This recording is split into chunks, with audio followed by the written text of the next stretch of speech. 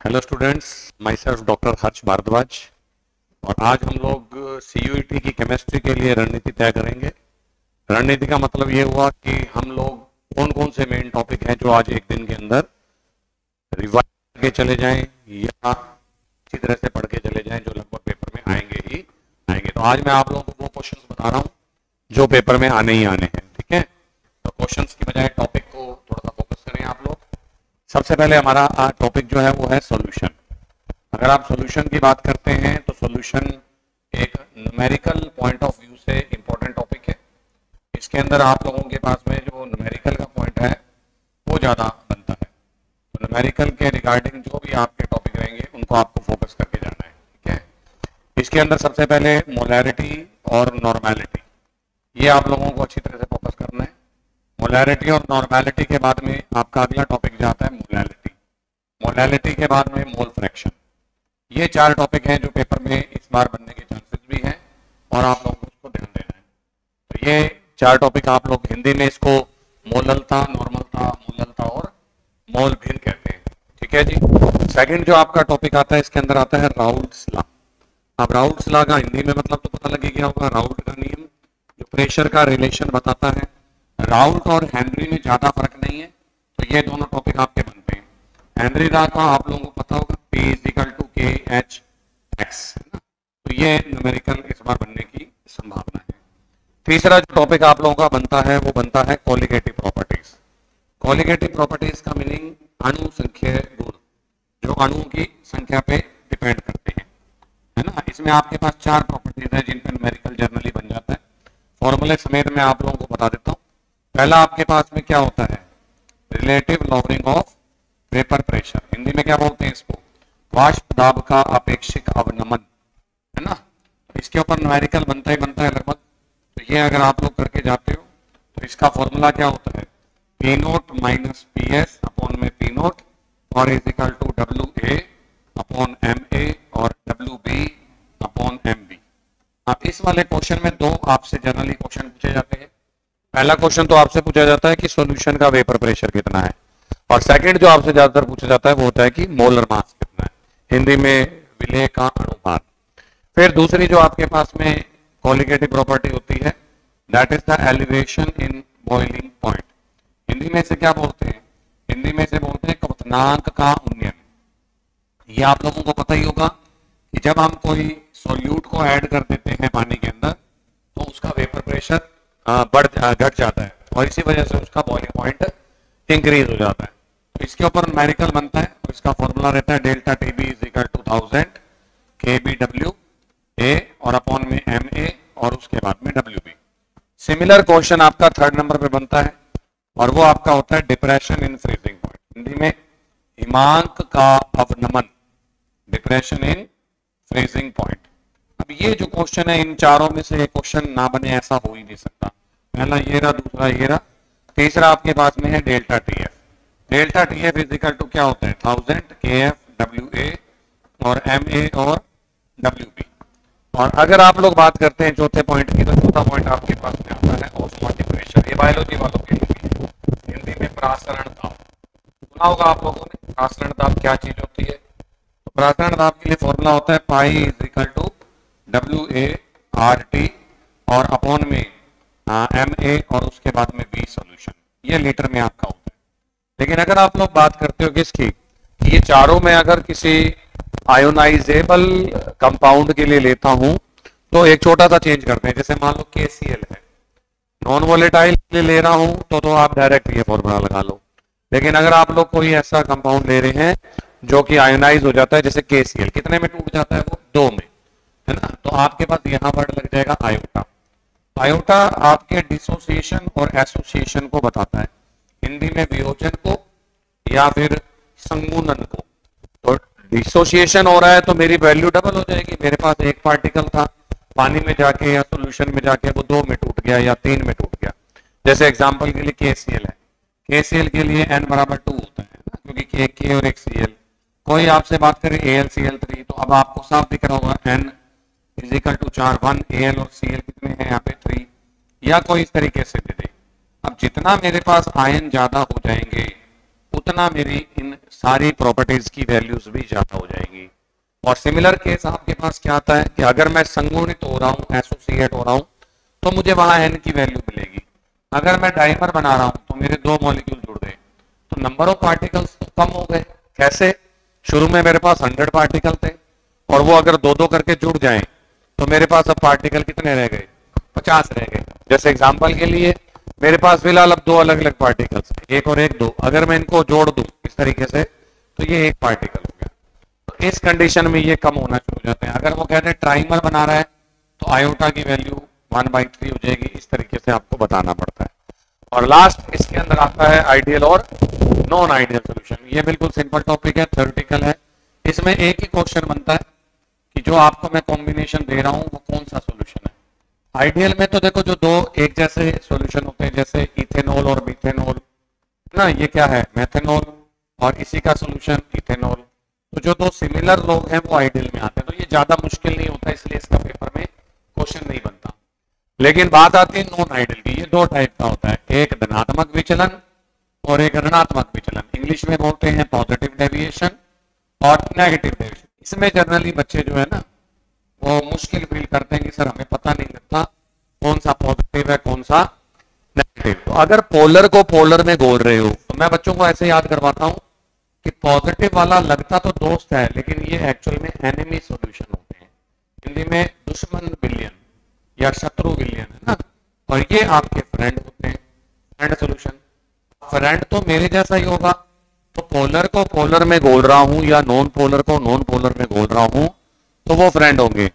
लेकिन अगर मैं पोलर को नॉन पोलर में घोल रहा हूं तो वो आप लोगों का एनिमी सॉल्यूशन होगा। जैसे मैंने HCl और वाटर का कॉम्बिनेशन बनाया, या चलो एक और बता देता हूं, एनिलीन का और फिनोल का बनाया, तो ये दोनों के दोनों पॉजिटिव में आ जाएंगे। लेकिन एक तरफ मैं क्या ले लूं आपके पास क्लोरोफॉर्म, और एक तरफ मैं क्या ले लूं वाटर, या कोई और कार्बन वाला कंपाउंड बेंजीन और वाटर, तो ये आप लोगों के non polar non polar polar. Hindi में ये ध्रुवीय और ये अध्रुवीय, तो वो नेगेटिव डेविएशन में आते हैं। तो ये आपका फर्स्ट टॉपिक है जिसमें से जनरली क्वेश्चन बन जाता है। ठीक है जी, ये आपको ध्यान रखना है। अब सेकंड नंबर पे आपके पास में क्या आता है? सेकंड नंबर पे चैप्टर आता है आप लोगों का इलेक्ट्रोकेमिस्ट्री। इलेक्ट्रोकेमिस्ट्री जो होता है आप लोगों के पास में, दैट इज विद्युत रसायन। इसमें दो टाइप के सेल चलते हैं, उन पे क्वेश्चन बनते हैं। पहला सेल कौन सा होता है? इलेक्ट्रोलिटिकल। इलेक्ट्रोलिटिकल वो सेल होते हैं जो आपकी है ना एनर्जी, इलेक्ट्रिकल एनर्जी को, विद्युत ऊर्जा को बदल देते हैं किसके अंदर? रासायनिक ऊर्जा के अंदर। तो ये इलेक्ट्रिकल एनर्जी को चेंज करते हैं केमिकल में। ये वो लोग हैं जिनके अंदर हमें करंट को पास करना है, और करंट को पास करने के बाद ये रिएक्शन दिखाते हैं। इसमें क्वेश्चन बनते हैं जनरली फेराडे के, आए भी हुए इस साल भी आए हुए काफी। फेराडे का जो रूल है वो दो है। एक तो पहला न्यूमेरिकल बनता है W बराबर ZIT, सिंपल है, W amount collected, Z electrochemical equivalent, I current और T टाइम। और दूसरा जो न्यूमेरिकल बनता है सेकंड रूल का, वो बनता है W1/W2 is equal to E1 में E2। तो ये आपके दो फेराडे के रूल बनते हैं। एक क्वेश्चन और बनता है बड़ा शानदार, कितने कूलाम चार्ज की जरूरत है किसी को कलेक्ट करने के लिए। जैसे मान लो अगर मुझे एल्यूमिनियम आयन से एल्यूमिनियम बनाना है, तो साफ दिख रहा है कि कितने इलेक्ट्रॉन चाहिए। तो बच्चे जनरली 3 बोलते हैं इसको, 3 नहीं चाहिए, 3 मोल चाहिए। 3 मोल से ये कितना बना? 1 मोल। तो 3 मोल का मतलब है 3 फेराडे, और 3 फेराडे से 27 ग्राम इकट्ठा होगा, क्योंकि 1 मोल के अंदर कितनी अमाउंट होती है? 1 मोल के अंदर 27 ग्राम अमाउंट होती है। तो कल को मैं इस अमाउंट को कम या ज्यादा कर देता हूं तो ये फेराडे भी कम हो जाएगा। जैसे कल को मुझे कोई कहते कि 56 ग्राम बताना है, सॉरी 56 नहीं 54, तो 54 क्या है? इसका डबल है, तो यहाँ 6 फेराडे हो जाएगा। या मुझे 5.4 ग्राम इकट्ठा करना है, तो ये आप लोगों का 0.6 फेराडे हो जाएगा। तो ये क्वेश्चन तो बनता है, इसको आपको ध्यान रखना पड़ेगा। ये पिछले सालों में काफी बार बना। फिर इसके बाद आपके पास पहला जो टॉपिक आता है वो आता है कंडक्टेंस का। कंडक्टेंस को हिंदी में चालकता बोलते हैं। चालकता बताने की जरूरत नहीं, प्रतिरोध या रेजिस्टेंस की होती है। इसमें एक क्वेश्चन बनता है कापा का। कापा का फॉर्मूला आपके पास में होता है 1 में R और इनटू में L/A, ये फॉर्मूला। अब ये क्वेश्चन नॉर्मल सी बात है, ये फ्री के न्यूमेरिकल है, इनमें मुझे ऐसा लगता है कि बच्चों को परेशानी नहीं होती, लेकिन मैं कापा का पेपर ना दे करके लैम्डा एम का क्वेश्चन दूंगा आपको पेपर में, जिसमें मैं आपको बता देता हूँ फर्क क्या होता है। ये फॉर्मूला आएगा कापा इंटू 1000 अपॉन में सी। अब इस फॉर्मूले में मैं आपसे कापा तो निकलवाऊंगा ही निकलवाऊंगा। अब यहाँ आर रेजिस्टेंस है, एल डिस्टेंस बिटवीन इलेक्ट्रोड है, हिंदी में इलेक्ट्रोडों के मध्य की दूरी, और ए जो है उनका क्रॉस सेक्शन एरिया है। क्रॉस सेक्शन एरिया हिंदी में अनुप्रस्थ काट क्षेत्रफल आप लोग बोल देते हो, है ना, तो वो आपके पास हो गया। तो ये आपके पास न्यूमेरिकल बनता है। अब लैम्डा एम का न्यूमेरिकल ज्यादा इंपॉर्टेंट है इन कंपैरिजन टू कापा। क्यों? क्योंकि कापा इसमें इंक्लूड हो गया, इसीलिए। एक अगला अपने रूल आता है कोलराउश का। इसमें दो न्यूमेरिकल बनते हैं। पहला तो बिल्कुल सिंपल सा ही है कि इसमें कुछ नहीं करना होता। तो कोलराउश का जो लॉ है वो आपके पास में पहला आता है कि lambda M naught is equal to lambda positive naught और लैम्डा नेगेटिव नॉट। इसको अपने बोलते हैं कि अनंत तनुता के ऊपर जो मोलर चालकता है वो धनायन और ऋणायन की मोलर चालकता के बराबर होती है। तो इसमें आपको क्या मिलता है? Generally lambda M acetic acid मिल जाता है, और अब आपको इसकी मोलर कंडक्टिविटी बतानी होती है। तो कंपटीशन में कई बार हम इसको इनफाइनाइट भी लिख देते हैं जीरो की बजाय, क्योंकि जीरो का मतलब तो कुछ भी नहीं होता है ना। जीरो का मतलब है कि सांद्रता जीरो है, तो सांद्रता अगर जीरो है तो तनुता या डाइल्यूशन इनफाइनाइट हो गया। अब बारी किसकी आई? Lambda M acetic acid. ये किसके बराबर हो जाएगा? अब मुझे तीन ऐसे बंदे लेकर के आने हैं जो मेरे को इसको जस्टिफाई कर पाए। इसमें दो लोग हैं, एक एच और एक एसिटेट है। तो एच स्ट्रॉन्ग कहां पर मिलेगा? स्ट्रॉन्ग एसिड में। तो मैं एक तो ले आया लैम्डा एच, एक मैं ले आया सोडियम एसिटेट। अब ये दोनों मेरे काम के हैं, जिसमें एच भी है और एसिटेट भी है, पर एक्स्ट्रा कौन आ गया? इधर से Na और इधर से Cl। तो जब ये लोग एक्स्ट्रा करके खड़े हो गए तो मुझे इनको रिमूव करने के लिए तीसरा कंटेंट और बुलाना पड़ा, और वो था NaCl। अब मैं अगर मान लो इनकी कंडक्टिविटी बता दूं, मान लेते चलो इसकी कंडक्टिविटी 750 है, मान लेते इसकी मुझे 850 दे दी, और मान लेते इसकी मुझे 1100 दे दी, तो I can calculate the conductivity of acetic acid. 700 और 800, हाँ जी 1500, 1600 में से जैसे ही आपने 1100 माइनस किए तो ये आपके पास आंसर आ गया टोटल मिला के 400। तो ये ऐसे क्वेश्चन जो है वो आपको आने चाहिए। तो Simon centimetre square mole inverse इसकी यूनिट होती है, ये आपको ध्यान रखना पड़ेगा। तो ये वो न्यूमेरिकल हैं जो पेपर में आएंगे ही आएंगे, या समझ लो आते ही आते हैं। अगर आप लोग इनको छोड़ जाते हो तो नॉर्मल सी बात है, आपके लिए थोड़ा सा मुश्किल है ना। अब अगला टॉपिक आपके पास में आता है इसका सेकंड। उसमें हम लोग क्या बताते हैं? उसके अंदर अंदर आपको अल्फा की वैल्यू बताते हैं। अल्फा क्या चीज है? आयनन की मात्रा। इंग्लिश में बोल देते हैं डिग्री ऑफ आयोनाइजेशन। आयनन की मात्रा के लिए मेरे पास फॉर्मूला है lambda M C upon lambda M zero, जो भी आपने निकाल के बताई। लैम्डा एम सी तो आपको अभी बताया था मैंने, कापा इंटू में 1000 अपॉन सी, और ये लैम्डा प्लस जीरो और ये लैम्डा माइनस जीरो। अगर ये सारी वैल्यूज पता हो तो आराम से निकाल।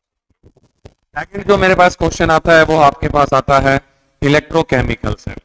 इलेक्ट्रोकेमिकल सेल को एक नाम और भी देते हैं हम लोग, और वो होता है गैल्वेनिक सेल। और गैल्वेनिक सेल की खासियत है कि हमारे सिलेबस में एक ही गैल्वेनिक सेल है, और वो है डेनियल सेल। इसके बारे में मेरे को सब कुछ पता होना चाहिए, और ऑब्वियस बात है जब ये आता होता है तो हमारे सेल ऑटोमेटिकली आता है। डेनियल सेल में आप लोग दो कंटेनर लेते हो, एक में Zn डाला होता है और एक में ZnSO4 डाला होता है।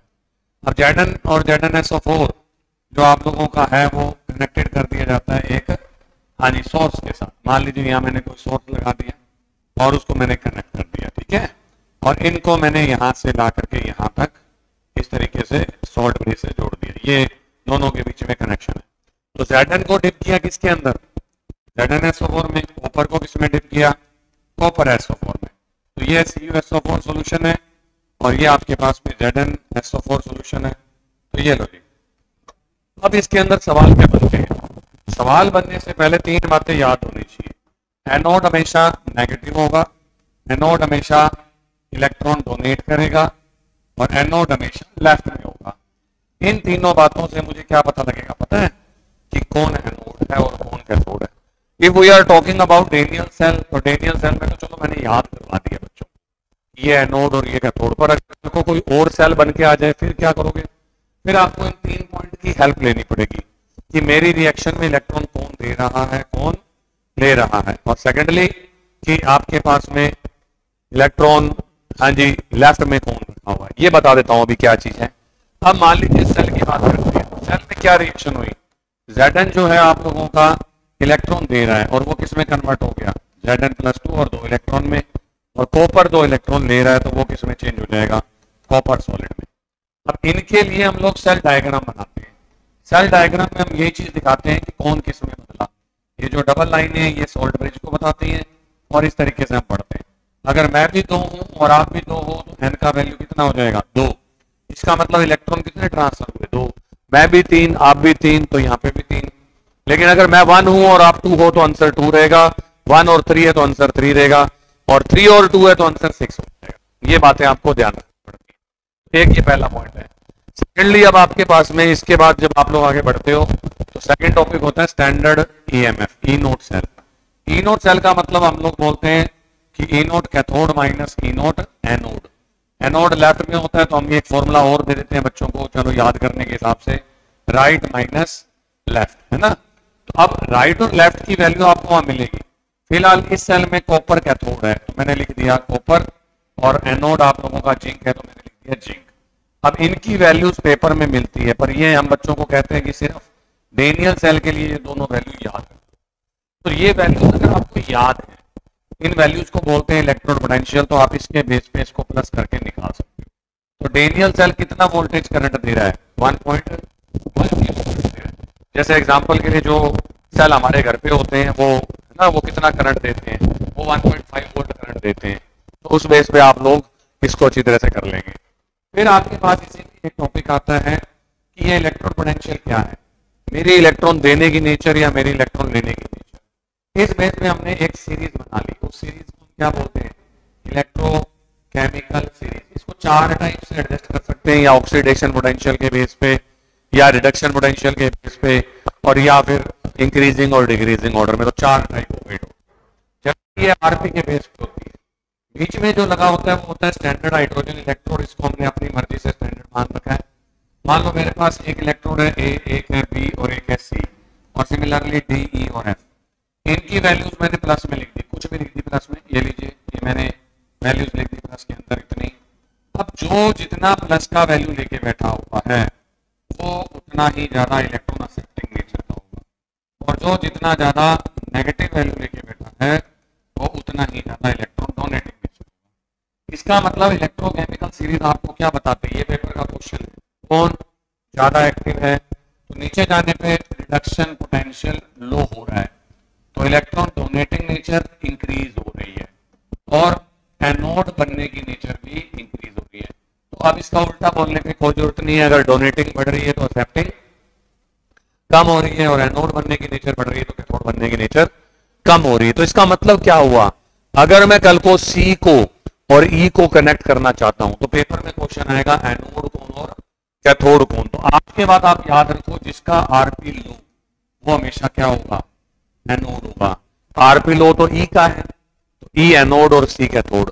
अगर मैंने ई को और एफ को जोड़ दिया then F is anode and E is cathode. मतलब नीचे वाला हमेशा एनोड का काम करेगा, ऊपर वाला हमेशा कैथोड का काम करेगा। तो ये मेन इसमें कंटेंट आ जाता है। इसके बाद इसका एक जो क्वेश्चन आएगा ये आएगा वो है ननस्ट इक्वेशन। ननस्ट इक्वेशन बच्चा पूछता है कि क्या बताती है, तो नॉर्मल सी बात है, ननस्ट इक्वेशन से हमें ई सेल पता लगता है। तो बच्चा कहता है अभी तो मैंने बताया था वो ई नोट सेल था। अब ई नोट सेल और ई सेल में फर्क क्या है, ये स्टैंडर्ड कंडीशन में है और वो आप लोगों का नॉर्मल कंडीशन में। This is standard condition. अब मैं हर बार तो स्टैंडर्ड कंडीशन नहीं ला सकता। मैं लैब में मान लो ईएमएफ निकाल रहा हूं तो लैब में टेम्परेचर को रेगुलेट करने के लिए एसी नहीं लगा हुआ। चलो आपने एसी लगा भी लिया तो जरूरी नहीं है कि मैं हर बार कंसंट्रेशन मानने में लेके जाऊं। तो इसीलिए if I want to calculate the EMF at any concentration तो सर को ई सेल चाहिए। तो एक ये न्यूमेरिकल आपका बनता है। अब अगर बात करें करंट के साथ तो दूसरा क्वेश्चन बनता है डेल्टा जी का। डेल्टा जी आपको थर्मोडायनामिक्स में पढ़ी है, गिब्स फ्री एनर्जी, और गिब्स फ्री एनर्जी आपको बताने की स्टैंडर्ड यूजफुल वर्क को बताती है, वो एनएफई नोट सेल होता है। और अगर मैं बात करूं इसकी नॉर्मल की, तो नॉर्मल में नोट हट जाएगा, और नोट हटने के बाद delta G is equal to minus का एनएफई सेल आ जाएगा। लेकिन आज अगर आपको बात करनी है किसकी, डेल्टा जी की जो वैल्यूज है वो 3 होती है। कल को अगर डेल्टा जी नेगेटिव क्यों लगा हुआ है, क्योंकि डेल्टा जी नेगेटिव का मतलब होता है कि प्रोसेस स्पॉन्टेनियस है, हिंदी में स्वतः प्रक्रम। और अगर ये पॉजिटिव हो जाए तो अपने आप नहीं होगा, करवाना पड़ेगा। और ये जीरो हो जाए तो जीरो का मतलब होता है इक्विलिब्रियम। इक्विलिब्रियम का मतलब आपको पता होगा साम्यावस्था। तो कल को अगर मैं इस कंडीशन पे लगा दूं इक्विलिब्रियम पे, तो इक्विलिब्रियम पे ये दोनों चीजें तो बन जाएंगी केसी, और ये जीरो हो जाएगा। और अगर ये जीरो हो जाएगा तो एक नया रिलेशन आ जाएगा, जीरो बराबर E naught cell minus 0.0591 upon N log base 10, और इधर आ जाएगा केसी। तो इसका मतलब अगर आपको केसी और ई नोट सेल में रिलेशन चाहिए तो वो मैंने निकाल के दिखा दिया, 0.0591 अपॉन एन, एक ये न्यूमेरिकल। तो अगर आपको न्यूमेरिकल्स याद है तो आपकी गाड़ी चल जाएगी। उसके बाद लास्ट टॉपिक इसके अंदर आता है रस्टिंग का। रस्टिंग आप लोगों को याद होनी चाहिए कि रस्टिंग एक प्रोसेस है जिसमें Fe खुद अपना दुश्मन होता है और वो फटाक से इलेक्ट्रॉन देता है। रस्टिंग एक इलेक्ट्रोकेमिकल सेल की तरह होती है जिसके अंदर Fe इलेक्ट्रॉन देता है और ऑक्सीजन इलेक्ट्रॉन को एक्सेप्ट करता है। ऑक्सीजन को एक्सेप्ट करवाने के लिए वहां से H आते हैं। तो जब H आते हैं तो इलेक्ट्रॉन हमें 4 चाहिए होते हैं, इसलिए हम इस इक्वेशन को 2 से मल्टीप्लाई कर देते हैं। तो यहाँ 2 आ गया, यहाँ 2 आ गया और यहाँ 4 आ गया। पेपर में आया हुआ सवाल है कि रस्टिंग में एनोड की तरह कौन काम करता है, तो जवाब है Fe। और कैथोड की तरह कौन काम करता है, एटमॉस्फेरिक ऑक्सीजन। तो ये बातें आपको आनी चाहिए, अदरवाइज रिएक्शन में कोई खास बात नहीं है। दिस विल बिकम 2H2O, और ये आपके 4 इलेक्ट्रॉन से 4 इलेक्ट्रॉन कट जाएंगे। ओवरऑल आप रिएक्शन लिखना चाहते हो तो वो ये बनती है कि 2Fe प्लस O2। इसीलिए अगर पानी आसपास है तो रस्टिंग जो है वो फास्ट हो जाएगी। तो ये मेरे पास बन जाता है 2Fe पॉजिटिव 2 और प्लस आपके पास बन जाते हैं 2H2, ठीक है। और एक क्वेश्चन और भी बनता है कि रस्ट का फॉर्मूला क्या होता है। ये Fe आगे फिर रिएक्शन कर जाता है एटमॉस्फेरिक ऑक्सीजन से और ये मिलकर बनाता है Fe2O3, और Fe2O3 जो है वो एक्सेस वाटर के साथ जुड़ के ये फॉर्मूला बनाता है। This is the formula of rust. वो जो लाल पाउडर हमारी पेंट पे लग जाता है कभी जंग की फॉर्म में, तो दैट इज रस्ट। तो ये इसके अंदर पॉइंट आता है। फिर बारी आती है आपके पास थर्ड चैप्टर की, that is the chemical kinetic. Chemical kinetic एक सिंपल चैप्टर है। इसमें सबसे इंपॉर्टेंट टॉपिक जो है वो आपके पास में एक तो आता है rate of reaction. Rate of reaction बच्चों वाली बात है, इसमें कोई ज्यादा बात नहीं है। 2 लोगों की कंसेंट्रेशन दी होगी और डेल्टा टी आपको दिया होगा। दूसरे नंबर पे आता है आपका रेट कांस्टेंट। रेट कांस्टेंट के लिए देखो यूनिट का क्वेश्चन बनता है और इसकी जो यूनिट होती है वो डिपेंड करती है किसके ऊपर, ऑर्डर ऑफ रिएक्शन पे। तो मोल पर लीटर की पावर 1 माइनस एन, और सेकेंड एन का मतलब आपको पता ही होगा ऑर्डर ऑफ रिएक्शन। और अगर नहीं पता तो यही सबसे इंपॉर्टेंट क्वेश्चन है जो आपका न्यूमेरिकल बन के आएगा। थर्ड मेरे पास आता है molecularity, number of molecules which are participating in a, हाँ जी, versus order of reaction. Order of reaction को आप 2-3 तरीकों से बता सकते हो। पहला मैंने आपको बता दिया, यूनिट ऑफ के का यूनिट देख के। दूसरा तरीका ये होता है कि मैं आपको अलग अलग जो रेट एक्सप्रेशन में है उनकी पावर बता दूं, पावर ऑफ रिएक्टेंट उसको ऐड करके, ये दूसरा तरीका। और तीसरा बनता है न्यूमेरिकल। न्यूमेरिकल में हम आपको डाटा देंगे, जैसे एक सिंपल न्यूमेरिकल बताता हूँ, A into B.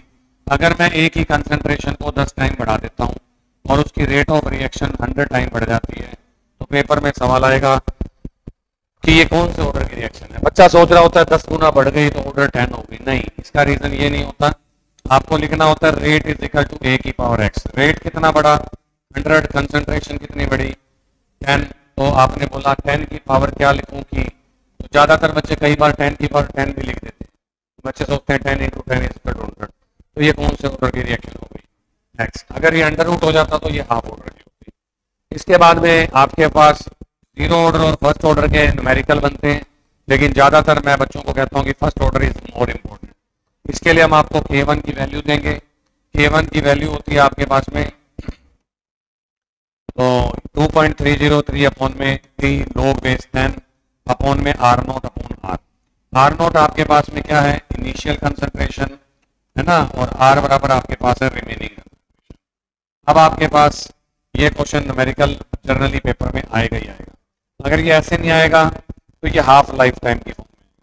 Half life time नाम से पता लग रहा है कि रिएक्शन आधी कब हो जाती है, तो आधी हो जाती है 0.693 अपॉन टी हाफ। ये आपके पास न्यूमेरिकल में जाता है। तो टोटल मिलाकर के ये 2 न्यूमेरिकल पेपर में नहीं आते हैं, तो ये बहुत हाँ, अचंभे वाली बात होगी, इट इज क्वाइट सरप्राइजिंग, ये क्वेश्चन तो पेपर में आता ही आता है। फिर इसके बाद अलग अलग टेम्परेचर के ऊपर K1 और K2 आपको मिलेंगे, उसके लिए आपको एनर्जी ऑफ एक्टिवेशन बतानी चाहिए। तो उसके लिए भी एक बड़ा सिंपल सा फॉर्मूला, आर गैस कांस्टेंट है और आपके पास हो जाएगा T2 माइनस T1 और T1 T2। जनरली इसमें T1 छोटा होगा और T2 बड़ा होगा, ये आपके पास एक न्यूमेरिकल होता है। इसके अलावा फोटोकेमिकल रिएक्शन क्या होती है, जो रिएक्शन लाइट की प्रेजेंस में होती है, वो हर बच्चे को पता होता है, एक रिएक्शन दैट इज फोटोसिंथेसिस। तो ये आपके इस चैप्टर के इंपॉर्टेंट क्वेश्चन है। इसके बाद अगला चौथा चैप्टर होता है आपके पास डी एंड एफ लोग। ये दोनों, ये सारा का सारा आपका थ्योरेटिकल चैप्टर है। इसमें आपके पास थोड़ा सा ध्यान देने वाली बात है कि डी और एफ के अंदर आपको क्या क्या चीजें चाहिए। सबसे पहले इलेक्ट्रॉनिक कॉन्फ़िगरेशन आपको आने चाहिए। एक मैं फर्स्ट लाइन का कॉन्फ़िगरेशन का शॉर्टकट बताता हूँ जो आपको आना चाहिए, वो है शक्ति, वीकर और मनफी और कोनी और कूजेंट। इसके मैं आपको बता भी देता हूँ ताकि आपको ये ज्यादातर रिपीट होते हैं। क्या नंबर है इसका 21, इसका 22, इसका 23, इसका 24, इसका 25, इसका 26, इसका 27। मैं बच्चों को बताता हूँ इनका जो नंबर है वो इनके कॉन्फ़िगरेशन का उल्टा होता है। इसका मतलब हर किसी के पहले आर्गन है, क्योंकि आपको पता होगा कि 21 से पहले जो इनर्ट गैस आती है वो आर्गन। अब 21 का उल्टा बोलिए, what is the reverse of 21? That is 12 है ना, तो ये हो जाएगा 3d1, ये हो जाएगा 4s2। 22 का उल्टा क्या हो जाएगा, 22 का उल्टा 22। फिर क्या हो जाएगा, अब आपको आइडिया लग गया होगा। सिर्फ एक इसमें गड़बड़ होती है, पर फिलहाल इसको छोड़ देते हैं एक बार। 5 और 2। 26 का उल्टा आर्गन तो पहले लिख ही देते हैं, और 26 का उल्टा हो जाएगा 3d में 6 और 4s में 2। अब इधर क्या हो जाएगा, आइडिया लगाओ, 7 और 2। इधर क्या हो जाएगा, 8 और 2। तो ये कॉपर और क्रोमियम भी इसके आपके एक्सेप्शन है। कॉपर और क्रोमियम में क्या होता है कि जो ये इलेक्ट्रॉन आपने यहाँ पे 2 लिखे हुए हैं इस जगह पे, ये 2 में से एक इधर चला जाता है। 5 यहाँ पे 3 के बाद क्या आना चाहिए था, 4, लेकिन 4 की जगह 5 आ जाता है, और वो एक इलेक्ट्रॉन इधर से जंप होने की वजह से। तो इसने 5 क्यों किए, वो हर बच्चे को पता होगा, 11th क्लास में पढ़ाया था, half filled and fully filled are more stable. Similar case यहाँ भी होता है कि ये 9 की बजाय 10 हो जाता है, और लास्ट तो 10 ही रहेगा, ये बताने की जरूरत नहीं है। उसके बाद में अगले जो टॉपिक हैं वो जो आएंगे ही आएंगे, एक तो इनकी आयोनाइजेशन एंथैल्पी, हिंदी में बोलते हैं आयनन ऊर्जा। आयनन ऊर्जा सबसे ज्यादा जिंक की होती है, मैग्नीज की होती है, क्योंकि वो पूरे भरे हुए होते हैं। फिर आता है इनकी ऑक्सीडेशन स्टेट, ये एक से ज्यादा ऑक्सीडेशन स्टेट दिखाते हैं। ऑक्सीकरण, क्योंकि ये इनके पास है ना बहुत सारे अनपेयर्ड इलेक्ट्रॉन होते हैं। फिर एक इनका चुंबकीय गुण, मैग्नेटिक प्रॉपर्टीज, क्वेश्चन बनेगा ही बनेगा। तो ये लोग कौन डायामैग्नेटिक है और कौन पैरामैग्नेटिक हैं, वो आपको आने चाहिए हिंदी में। अनुचुंबकीय और प्रति चुंबकीय, जैसे एग्जांपल Zn पे अगर मैं +2 कर दूं तो D में कितने इलेक्ट्रॉन रह जाएंगे, 10। अब आप 10 को भर के दिखाइए, जब आप 10 को भर के दिखाओगे तो आपको दिखेगा सारे इलेक्ट्रॉन भरे हुए, कोई भी अकेला नहीं है। तो जिंक आपका प्रति है, हिंदी में डायामैग्नेटिक है ना। और यही बात कैडमियम के लिए भी है, पूरी टेबल में यही 2 लोग हैं जो डायामैग्नेटिक हैं। इसी टाइप से अगर आप लोग बात करो, मैं 4 लोगों के बारे में पूछ लूंगा, Fe2 पॉजिटिव, Mn2 पॉजिटिव है ना, क्रोमियम 2 पॉजिटिव और लास्ट कोबाल्ट 2 पॉजिटिव। पेपर में पूछा जाएगा इनमें सबसे ज्यादा मैग्नेटिक या चुंबकीय आपको बताने के लिए बताना पड़ेगा। इसका कॉन्फ़िगरेशन 3d6, इसका 3d5, इसका 3d4 और इसका 3d7। अगर जाके बनाओगे, इसके पास अनपेयर्ड 4 हैं, इसके पास अनपेयर्ड 5 हैं, इसके पास भी 4 हैं, और इसके पास अनपेयर्ड सिर्फ 3 है। तो जिसके पास जितने अनपेयर्ड ज्यादा होते हैं उसका पैरामैग्नेटिज्म उतना ही ज्यादा होता है, हिंदी में अनुचुंबकता।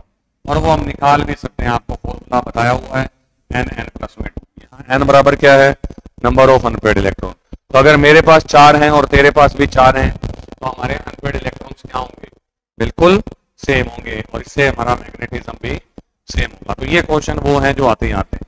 और ये आपको पता ही होगा कि जो लोग डायामैग्नेटिक हैं वो आपके कलरलेस होते हैं, दैट आर रंगहीन, हिंदी में क्या बोलते हैं। और जिनमें जितने इलेक्ट्रॉन ज्यादा होते हैं वो उतने ही ज्यादा रंगीन होते हैं। रंगीन और अनुचुंबकीय गुण ये आपको पढ़ना है। एफ ब्लॉक में से ज्यादा क्वेश्चन नहीं बनते हैं, लेकिन एफ ब्लॉक में एक तो आपको लेंथेनाइड संकुचन आना चाहिए, और एक आपके पास में ये आपके दो मेन टॉपिक हो गए, लैंथेनाइड और एक्टिनाइड कॉम्प्लेक्शन में से एक्टिनोइड ज़्यादा होता है ना, ये आपको ध्यान में रहना चाहिए। तो ये मेरा पॉइंट है। इसके बाद मेरा 5वां चैप्टर आता है कोऑर्डिनेशन। ये बड़ा मजेदार चैप्टर, इसके अंदर बहुत सारे क्वेश्चन बन सकते हैं, इसको थोड़ा सा ध्यान रखना। कोऑर्डिनेशन में पहला टॉपिक यही होता है कि डबल साल्ट कौन से होते हैं। तो डबल साल्ट में आपका एक सबसे ज़्यादा इंपॉर्टेंट है, वो है फेरस अमोनियम सल्फेट। ये फेरस अमोनियम सल्फेट को हम हिंदी में बोल देते हैं मोहर लवण, इसका नाम यही होता है मोहर लवण। अब इसके बाद बारी किसकी आई, इसके बाद बारी आई आपके पास में सेकंड नंबर क्वेश्चन की, कोऑर्डिनेशन कंपाउंड। जैसे ये रहे, कोऑर्डिनेशन कंपाउंड में आपके पास ये क्वेश्चन बनता है कि बॉक्स के अंदर जो लोग हैं उनका नाम बताओ, बाहर कितने बैठे हैं वो भी बताओ। तो जो बॉक्स के अंदर उनका टेस्ट नहीं आता, बाहर वालों का टेस्ट आ जाता है। ये कोऑर्डिनेशन स्फीयर है, इसमें 4 अमोनिया है, ये बाहर वाला आयनिक स्फीयर है। इनसे जुड़े हुए क्वेश्चन कौन कौन से होते हैं, एक तो नेमिंग के क्वेश्चन जरूर आएंगे। एक क्वेश्चन नेमिंग का आएगा, जैसे इसका नाम क्या है, टेट्राएमीन कॉपर सेकंड क्लोराइड। इधर -2 था तो इधर +2, इसमें 0, तो इसका नाम है टेट्राएमीन कॉपर सेकंड क्लोराइड। दूसरा क्वेश्चन इनका हाइब्रिडाइजेशन। हाइब्रिडाइजेशन से पहले आपको ये पता होना चाहिए, अगर मेरे पास 2 लिगेंड है तो मेरा हाइब्रिडाइजेशन sp, अगर मेरे पास 3 लिगेंड है तो मेरा हाइब्रिडाइजेशन sp2, अगर मेरे पास 4 लिगेंड है तो मेरे हाइब्रिडाइजेशन में कंफ्यूजन। इस बात की कंफ्यूजन यहाँ 2 आ गए। और अगर मेरे पास 5 वाला हाइब्रिडाइजेशन है तो भी मेरे पास कंफ्यूजन, क्योंकि 5 वाले और 6 वाले जो हाइब्रिडाइजेशन होते हैं, है ना, वो आप लोगों के पास में 2-2 होते हैं। तो बच्चा कहता है सर मैं कैसे बताऊंगा, तो इसके लिए एक शॉर्टकट मैं बच्चों को बता देता हूँ कि स्ट्रॉन्ग लिगेंड और वीक लिगेंड, ये बात हम बच्चों को बता देते हैं। 4 वीक लिगेंड है जो आपको याद रखने हैं। एक आपके पास में है हेलोजन फ्लोरो क्लोरो, एक H2O, एक आपके पास OH और एक आपके पास ऑक्सीजन। इनके साथ जो हाइब्रिडाइजेशन होता है वो S वाला होता है। जैसे एग्जांपल आपको दिखा देता हूँ, निकल साइनाइड और निकल CF। एक तो एक्सेप्शन भी है, ऐसा नहीं बोलता कि एक्सेप्शन नहीं है, वो आपके लिए आसान काम है। इस वाले में हाइब्रिडाइजेशन कौन सा होगा, 4 वाला, इसमें भी 4 वाला। लेकिन बच्चा कहता है 4 वाला ये sp3 और ये dsp2, मैं कैसे बताऊंगा।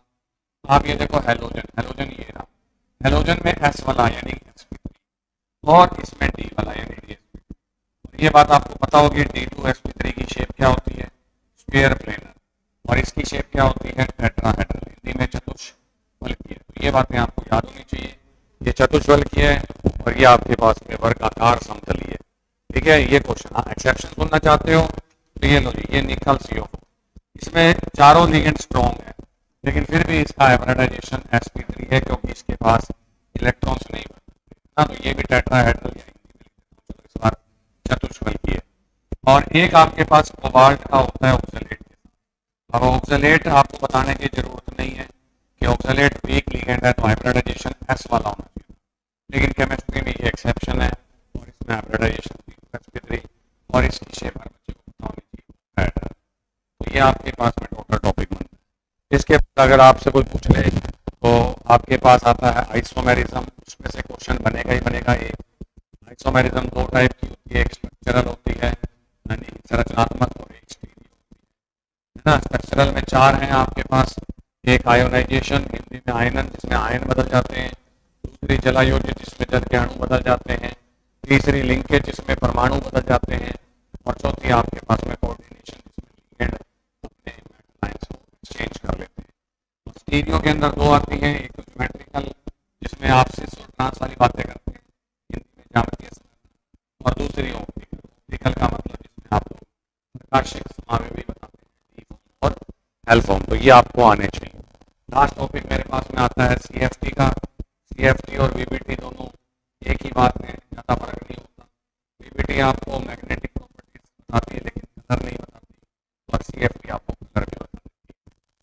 तो इनमें से क्वेश्चन बनते हैं। और लास्ट आपके यूजेस हैं, जिसके अंदर आप लोग बता सकते हो कि कोऑर्डिनेशन हीमोग्लोबिन हमारे पास एक संकुल यौगिक है जिसमें Fe एक मेटल आयन होता है। इसी प्रकार से आपका क्या नाम है, क्लोरोफिल है, वो भी एक कॉम्प्लेक्स है जो कैल्शियम का कॉम्प्लेक्स है ना। और अगर मान लीजिए पौधों में या जानवर में अगर हमें जहरीले प्रभाव को रोकना है किसी चीज का सोल्यूशन यूज करते हैं कोई जहरीले प्रभाव को निकालने के लिए, तो ये आपको यूज करना है। ऑर्गेनिक केमिस्ट्री की अगर आप लोग बात करते हो तो इसमें ज़्यादा शॉर्टकट नहीं दिया जा सकता, पर आप लोग नेम रिएक्शंस को जरूर करें।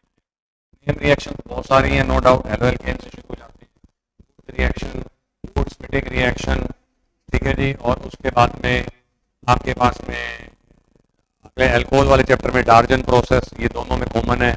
इसके अलावा आपकी हुन्स-डिकर रिएक्शन, हुन्स-डिकर के बाद सैंडमेयर, गार्डरमान, ये सारी हेलो एल्केन में है। उसके बाद में अल्कोहल फिनोल के अंदर आपके पास में डार्जन प्रोसेस है, डार्जन के अलावा डाउस प्रोसेस है, डाउस प्रोसेस के अलावा बहुत नेम रिएक्शन आप सारी पढ़ के जाएं। दूसरा फिजिकल प्रॉपर्टी जो कि मुश्किल नहीं होती, इसके बारे में और तीसरे नंबर पे आपके पास में ये आपके बात है। रिएक्शंस को इतना नहीं खोला जा सकता, इसलिए मैं नहीं बता रहा डिटेल, लेकिन फिजिकल प्रॉपर्टी में मैं 4 बातें आपको जरूर बताऊंगा। फिजिकल प्रॉपर्टी डिपेंड करती है पहले नंबर पे कार्बन पे। कार्बन जितने ज्यादा होंगे उतनी मेरी बॉन्डिंग, और बॉन्डिंग के स्ट्रॉन्ग होने से क्या फर्क पड़ जाता है कि मैं गैस हूँ या मैं लिक्विड हूँ या मैं सॉलिड हूँ, ये बता सकता हूँ। तो गैस, लिक्विड, सॉलिड बताने के लिए आपको क्या बताना है, जितने कार्बन ज्यादा उतना मेरी मजबूती ज्यादा, और मजबूत कौन होता है, सॉलिड। कार्बन बढ़ने से सॉलिड, लिक्विड और गैस की नेचर बढ़ जाती है, ठीक है जी। इसी टाइप से अगर मेरी सॉलिड बनने की नेचर बढ़ रही है तो फिर मेरा मेल्टिंग पॉइंट, तो जनरली क्या होता है, with the increase in molar mass, भार बढ़ने के साथ साथ मेरा गलनांक और बढ़ेगा। पेपर में सवाल ये आता है कि 4 लोग दे दिए जाते हैं, मेथेनॉल, मेथेनॉल के बाद में एथेनॉल, एथेनॉल के बाद में बच्चे को ले देते हैं प्रोपेनॉल, और प्रोपेनॉल के बाद में लिख देते हैं ब्यूटेनॉल। अगर हम बात करेंगे इसकी, इन चारों की, इनके अंदर आपसे ये क्वेश्चन पूछा जाता है किसका गलनांक उतनांक ज्यादा है, तो बच्चे को समझ नहीं आता, मैंने कभी इनको देखा नहीं तो मैं कैसे बता दूं। तो जितने कार्बन ज्यादा उतना गलनांक और उतनांक भी ज्यादा। नो डाउट कि गलनांक और उतनांक का कंपैरिजन भी चलता है, वो भी बताऊंगा।